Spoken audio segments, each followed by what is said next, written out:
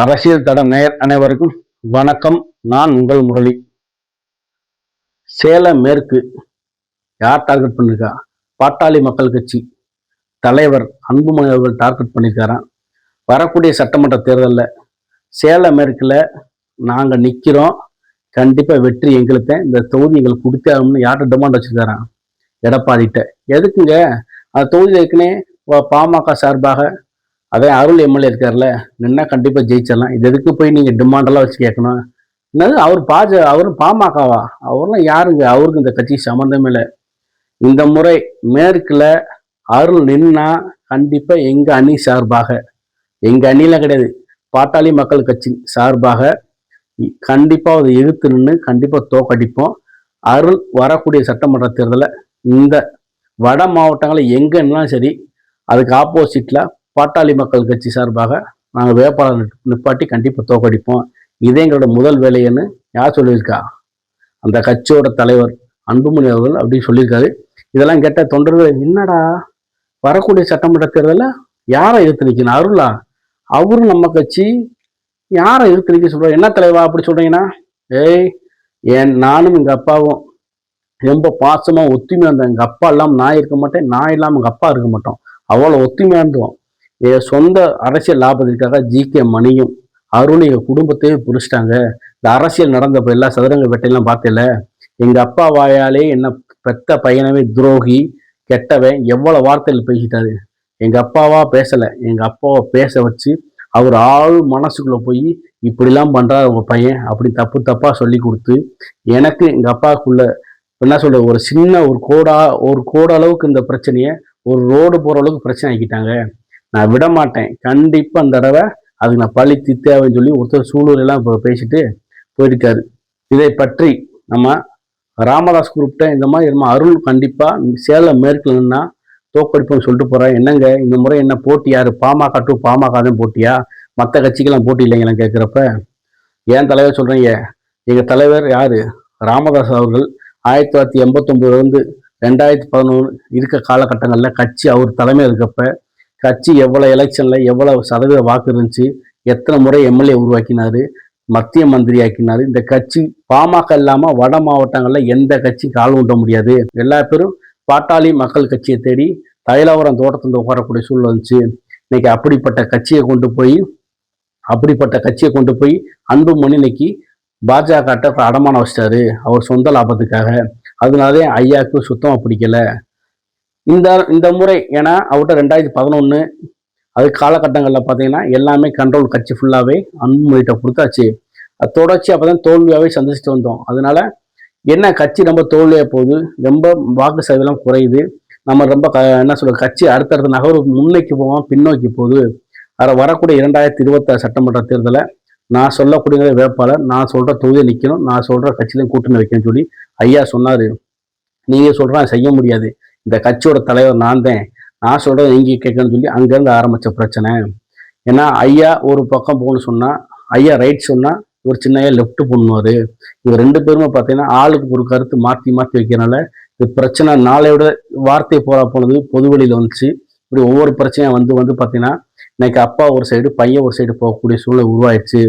ஆனால் எங்கள் ஐயா வரக்கூடிய சட்டமன்ற தேர்தலில் வன்னியர் மக்களின் கடவுளாக இருக்கிறது எங்கள் ஐயா தான். எங்க ஐயா யாரை கை நிட்டுறதோ அவங்க தான் கண்டிப்பா அந்த முறை சட்டமன்ற உறுப்பினர். இன்னைக்கு அன்புமணிகிட்ட கட்சியோட ஃபுல் கட்சி கட்டமைப்பு இருக்கலாம், அதே மாதிரி அந்த கட்சியோட சின்னங்கள் இருக்கலாம். ஆனா மக்கள் ராமதாஸ் ஐயா எங்க இருக்காரோ அவங்களுக்கு வாக்களிப்பாங்க. எங்க ஐயா எந்த கூட்டணிக்கு போறாங்களோ அந்த கூட்டணி தான் வெல்லும். எங்க ஐயாவை மீறி தமிழ்நாட்டு அரசியல் இது நடக்காதுன்னு ராமதாஸ் ஆதரவாளர்கள் சொல்றாங்க. இதை பத்தி அன்புமணி ஆதரவாளர்கிட்ட கேட்கக்கூடிய சூழல்ல அவங்க என்ன சொல்றாங்கன்னா, இல்லைங்க அப்பா பையனுக்குள்ள குடும்பத்துல எப்பயுமே வரக்கூடிய சின்ன சின்ன பிரச்சனை தான். ஏன்னா அவரு ஒரு கருத்து சொல்லுவார், இவரு ஒரு கருத்து சொல்லுவார். ஏன்னா அவரு அந்த காலத்து அழுக மாதிரி பேசுவாங்க, இவர் இன்றைய சூழல் என்ன, இன்றைய அரசியல் நிலவரம் என்ன அப்படின்னு அதுக்கு தந்தாலும் புதுமையாக யோசிப்பாரு. இதுல சின்ன சின்ன முரண்பாடெல்லாம் வந்தது, அதெல்லாம் உண்மைதான். ஆனா இதை காலப்போக்கில் ரொம்ப பெருசாக்கின பெரிய பங்கியா இருக்குன்னா அருள் அவர்கிட்ட இருக்கு. அருளும் ஜி.கே. மணி அவர்கள் தான் ஐயாட்ட போய் சின்னவரை பத்தி கொஞ்சம் கொஞ்சமா சொல்லி அந்த விரிசலை பெருசாக்கி அந்த விரிசல் பார்த்தீங்கன்னா சபையிலேயே பேசக்கூடிய அளவு பார்த்துருப்பீங்களா, சபையிலேயே பேசி அந்த பிரச்சனை பெருசாயிடுச்சு. ஏன்னா இப்போதைக்கு சில விஷயங்கள் நம்ம தவிர்த்து போக சொன்னாரு. ஆனா அதை பேசி பேசி பேசி பெருசாக்கிட்டாங்க. அதனாலே இந்த பாமக உடையறதுக்கு முக்கியமான காரணம் அவங்க. அதனால அவங்க நிக்கக்கூடிய யாரு ஜி.கே. மணி, அருள் அவங்க நிக்கக்கூடிய தொகுதியில கண்டிப்பான முறையில் ஆப்போசிட்ல உண்மையான பாட்டாளி மக்கள் கட்சி வேட்பாளர் நிற்பாங்க. கண்டிப்பா ஜெயிப்பாங்க. அவங்க அரசியல் லாபத்துக்காண்டி தன் அரசியல் வளர்ச்சிக்காண்டி தானே அந்த பாட்டாளி மக்கள் கட்சி ஒட்டைக்குன்னு சிதைக்கன்னு நினைச்சாங்க. இனிமேல் அவங்க அரசியல் வாழ்க்கையை ஜீரோ ஆக்காம விட மாட்டாங்க எங்க அன்புமணி. எத்தனை குட்டிக்காரனை அடிச்சு தலாலக்கா சுத்தினாலும் இந்த முறை ஜெயிக்க வாய்ப்பே இல்லை. ஏன்னா கடல் நிலவரம் எங்களுக்கு தெரியும். மேற்கு தொகுதியை பொறுத்தளவுக்கு அங்க அதிகமான வன்னியர் இருக்காங்க. இரண்டாவதாக கவுண்டர் இருக்காங்க. மொத்த சமுதாயத்தினர்ல இருக்காங்க. எங்களுக்கு அது ஒரு பிளஸ் பாயிண்ட். இன்னொரு பிளஸ் பாயிண்ட் எங்களுக்கு எடுத்துக்கிட்டோம்னா என்டிஏ கூட்டணி பாஜக, அதிமுக, அது மாதிரி டிடிவி இந்த மாதிரி கூட்டணி கட்சிகளோட ஓட்டெல்லாம் எங்களுக்கு முழுசா வர்றப்ப நாங்களே இந்த முறை அழகா ஜெயிப்போம். சேலத்துல அருள் மண்ணக்காவு உறுதி. ஏன்னா அவங்க யாரு எந்த கூட்டணியும் அவங்க சேர்க்க வாய்ப்பே இல்லை. அவங்க அதிமுக கூட்டணிக்கு வர மாட்டாங்க. நாங்க இருக்கோம்ல திமுக கூட்டணியில் அவங்களை கண்டிப்பா சேர்க்க மாட்டாங்க. ஏன்னா அங்க விசிகா இருக்கு. விசிகா இந்த ராமதாஸ் குரூப் உள்ள வந்தா நாங்க கூட்டணி விட்டு வெளியே போகும் சொல்லி ஸ்டாலின் மறுத்துவாங்க முதலமைச்சரை. அதெல்லாம் அந்த கூட்டணி சேர்க்க வாய்ப்பே இல்லை. அதே மாதிரி விஜயோட போனாலும் விஜய்க்குலாம் அந்த அளவுக்கு செல்வாக்கெல்லாம் கிடையாது. ஒன்று அங்கன்னா விஜய் நம்பி போனாலும் கொஞ்சம் ஓட்டு தான் போகும். அது மாதிரி வன்னிய மக்கள் ஓட்டு முழுசா அங்கே போக வாய்ப்பே கிடையாது அப்படின்னு யார் சொல்றான்? அன்புமணி ஆதரவாளர் சொல்றாங்க. இதை பற்றி வன்னியர் சங்க நிர்வாகிகளை பற்றி என்னங்க கட்சி இவ்வளோ பிளவுபட்டு கிடக்கு. வரக்கூடிய சட்டமன்றத்தில் எல்லா பேரும் ஒன்று சேர்ந்து ஒன்றா செயல்படுவாங்க. தந்தை பையனை ஒன்று சேர்ந்து சட்டமன்ற தேர்தலை சந்திப்பாங்க. கட்சியை மீட்டெடுப்பாங்களா சொன்னீங்க.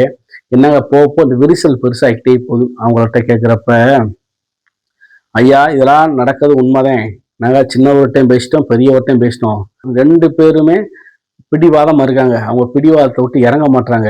நீங்க ரெண்டு பேரும் ஒற்றுமையா செயல்பட்டாதான் இந்த மக்களினோட வாழ்வாதாரம் வளர்ச்சி எல்லாமே செயல்படும். நீங்க ஒற்றுமையா கண்டிப்பா இருக்கணும். நீங்க தயவு செய்து ஒன்று சேருங்க. பல முறை இப்போ நாங்கள் பேசிட்டு ரெண்டு பேருமே அவங்க பிடிவாதத்துல சரியா இருக்காங்க. நாங்கள் என்ன செய்ய முடியும்? இதுல யாருக்கு லாபம் நீங்களே யோசித்து பாருங்க. புரியுதா நான் யாரை சொல்றேன்னு? ஏன்னா அவங்க கொள்கை ரீதியாக எங்களுக்கு எதிரி. வட மாவட்டங்களே எங்களுக்கு ஆப்போசிட்டா செயல்படுறவங்க. அவங்களுக்கு இங்க வந்து வட மாவட்டத்தை கால் விடுறதுக்கு அதிகாரம் செலுத்துக்கு இடமா போயிடும். சின்னவரும் பெரிய ஒரு கூட்டணி இருக்கும் பட்சத்துல எங்களுக்கு வட மாவட்டத்தில் எங்களுக்கு மரியாதை. ஏன்னா இவங்க ரெண்டு பேரும் பிரிஞ்சு செயல்படக்கூடிய காலத்துல அதே வட மாவட்டங்கள்ல இன்னைக்கு ஆதிக்கம் செலுத்தக்கூடிய சில கட்சிகள் இருக்கு. அவங்க எங்களை இப்பயே ரொம்ப ஏளாரமா பேசுறாங்க. இதெல்லாம் எங்களுக்கே வருத்தமா இருக்கு. கண்டிப்பா சின்னவரும் பெரியவரும் கண்டிப்பா ஒன்று சொல்றோம் நம்புறோம்.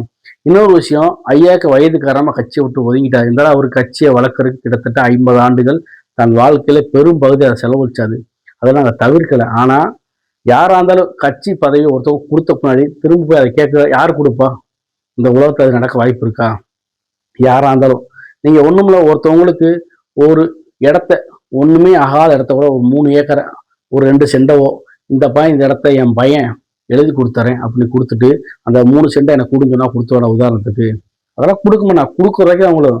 ஏன்னா அந்த அதிகாரம் அவங்க கைக்கு மாறிட்டாவே திரும்ப அவங்க கொடுக்க மாட்டாங்க. இது மாதிரி அதிகார பகிர்வதை 2 பேருக்கும் போட்டியே தவிர மற்ற எந்த பிரச்சனையும் கிடையாது. ஆனா அவங்க 2 பேரும் வன்னிய மக்களுக்கு புதுசாக செஞ்சாங்கன்னு சொன்னா சொல்லக்கூடிய அளவுக்கு பெரியதா இல்லை. பாட்டாளி மக்கள் கட்சி சார்பா வன்னியர் மக்களுக்கு பெருசாக செஞ்சாங்கன்னு பார்த்தா அரசியல் ரீதியா சில விஷயங்கள் செஞ்சாங்க. ஆனா பெரிய அளவு செய்யலை. இன்னும் அவங்க நிறைய செஞ்சிருக்கலாம், ஆனா செய்யலை. ஆனா குரு அந்த கட்சியில இருந்த காடுபட்டி குரு இருந்தப்ப இந்த கட்சியோட வளர்ச்சி அந்த பாதை இன்னைக்கு ரொம்ப பின்னோக்கி போயிடுச்சு. இன்னைக்கு வன்னியர் கட்சியே பாட்டாளி மக்கள் கட்சி பல்வேறு கோணங்களை சிதறி போய் கிடக்கு. பழைய ஒற்றுமையெல்லாம் கிடையாதுங்க. இதுல பாட்டாளி மக்கள் கட்சியோ 2ஆம் மூணா உடஞ்சு கிடக்கு. என்ன செய்யறதுன்னு தெரியாம யார் புலம்புறான்? வன்னியர் சங்க நிர்வாகிகள் நிறைய பேர் புலம்புறாங்க. ஆனா கடைசியா சிந்திச்சு யோசிக்கக்கூடிய விஷயம், மேற்கில் நிற்கும் பட்சத்து அருளுக்கு வாய்ப்பு இருக்கு. அதனை விட ரொம்ப கொஞ்சம் தேவையாக கட் பண்ணிருக்கேன். சேலம் மேற்குல இப்ப இருக்கக்கூடிய எம்எல்ஏ அவர்களுக்கு தான் திரும்ப நின்னா பாட்டாளி மக்கள் கட்சி சார்பா கண்டிப்பா என்ன வெற்றி போவார். ஆனா இதே மாதிரி 2 பிரிவா 3 பிரிவா செயல்படும் பட்சத்தில் இப்ப அன்புமணி அவங்களோட தலைமையை பார்த்தா கார்த்தி அப்படின்னு முன்னாள் எம்எல்ஏ நிற்கிறாரு. இப்போ வந்து ராமதாஸ் ஐயா தலைமையில பார்த்தீங்கன்னா அருள் நிற்கிறார். இந்த 2 பேர் நிற்கும் பட்சத்துல ஓட்டு சின்ன பின்னமா உடைஞ்சு போக வாய்ப்பு இருக்கு. அதிகமாக வெற்றி கார்த்தி அவர்களுக்கு கிடைக்க வாய்ப்பு இருக்குது. இதை திமுக உள்ள வந்து பெர்ஃபார்மன்ஸ் பண்ண ஆரம்பிச்சிட்டாங்கன்னா இவருக்கும் இல்லாம அவருக்கும் இல்லாம திமுக அந்த இடத்த கைப்பற்றி போகக்கூடிய சூழல் தான் வரப்போகிறது. சேலம் மேற்கு தொகுதியை கைப்பற்ற போவது யார்? நன்றி, வணக்கம்.